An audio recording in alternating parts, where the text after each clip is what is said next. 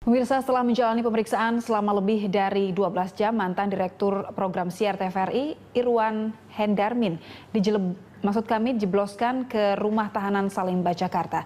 Irwan diduga melakukan korupsi dana program Siar TVRI tahun 2012 senilai 4,5 miliar rupiah. Mantan Direktur Program Siar TVRI Irwan Hendarmin digiring masuk mobil tahanan Kejaksaan Agung menuju rutan Salemba cabang Kejagung. Kuasa hukum Irwan Hendarmin mengatakan penahanan kliennya tidak tepat karena dalam kasus ini Irwan baru 2 minggu menjabat sebagai Dirut Program Siar.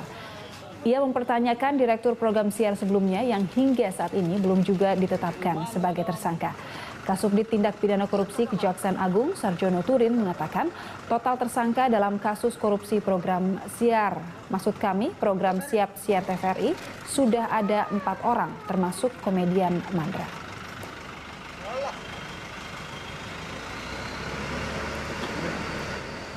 Prosesnya ini ada pelanggaran hukum dalam proses pengadaan ini.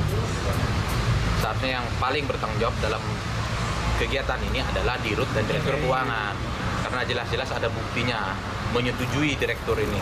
Pada saat itu dijabat kalau tidak salah namanya Pak Farhat. Jadi dugaan sementara telah merugikan keuangan negara kurang lebih sekitar 4,5 miliar. Namanya? Atas nama IH, yang merupakan pengembangan kasus yang sudah kita tahan terlebih dahulu. Saudara, Anda juga harus waspada dan berhati-hati jika berwisata di alam terbuka. Proses evakuasi terhadap pendaki yang jatuh ke kawah Gunung Merapi dihentikan sementara. Jenazah sudah ditemukan, namun sulitnya medan menjadi alasan penghentian evakuasi. 6 personil tim SAR sudah dapat menyentuh tubuh korban yang berada di kawah pada Senin siang. Suhu dinding sekitar korban mencapai 32 derajat Celcius, sedangkan suhu dasar mencapai 37 derajat Celcius. Kawah berada di kedalaman 200 meter dari puncak Garuda. Korban sudah dapat dinaikkan beberapa meter dari dasar tempat ditemukan, dan untuk sementara evakuasi korban dihentikan dan akan dilanjutkan pada pagi hari ini. Evakuasi saudara Eri Junianto kita hentikan dulu karena melihat kondisi dan situasi. Kemudian untuk selanjutnya kita akan melanjutkan besok pagi mulai jam 6. Kesulitannya apa, Pak? Yang pertama adalah jalur dan juga kita harus mempertimbangkan situasi kondisi malam. Tapi jenazah tadi sempat naik. Sudah kita tarik tapi belum sampai atas. Mantan Presiden Susilo Bambang Yudhoyono bereaksi keras terkait tudingan Menteri Energi dan Sumber Daya Mineral Sudirman Said yang dikabarkan menyebut SBY tidak berupaya membubarkan Petral. SBY pun menyangkalnya dan menyebut dirinya sudah difitnah. Rekomendasi pembubaran Petral oleh tim reformasi tata kelola migas kepada pemerintahan Joko Widodo berujung murka dari Presiden ke-6 Republik Indonesia, Susilo Bambang Yudhoyono atau SBY.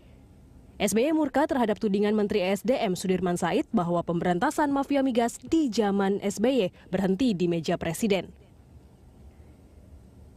Serpihan amarah SBY ini pun dituangkannya dalam 17 tweet di media sosial Twitter yang isinya SBY tidak menerima jika dituding sebagai presiden yang enggan memberantas mafia migas termasuk membubarkan Petral.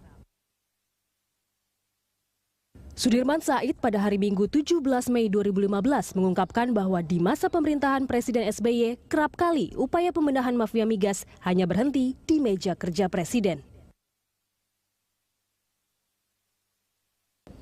SBY kemudian mewanti-wanti kepada Sudirman Said untuk mengklarifikasi pernyataan yang dia anggap menyerang tersebut.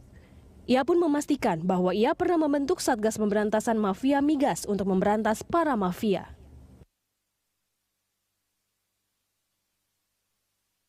Menurut SBY, waktu dirinya memerintah tidak pernah ada pengajuan agar Petral dibubarkan. Dirinya sudah berkoordinasi dengan mantan Wakil Presiden Budiono dan 5 mantan menteri terkait untuk masalah tersebut. Hasilnya, saat dirinya menjabat tidak pernah ada pengajuan agar Petral dibubarkan. Tentang usulan pembubaran Petral, mantan Menteri BUMN Dahlan Iskan memang sering disebut paling getol menginginkan pembubaran anak perusahaan PT Pertamina yang berbasis di Singapura itu. Dahlan pernah mengatakan bahwa Dirut PT Pertamina, Karen Agustiawan, menyetujui usulan tersebut. Namun pada perkembangannya terdapat penolakan dari sejumlah kalangan.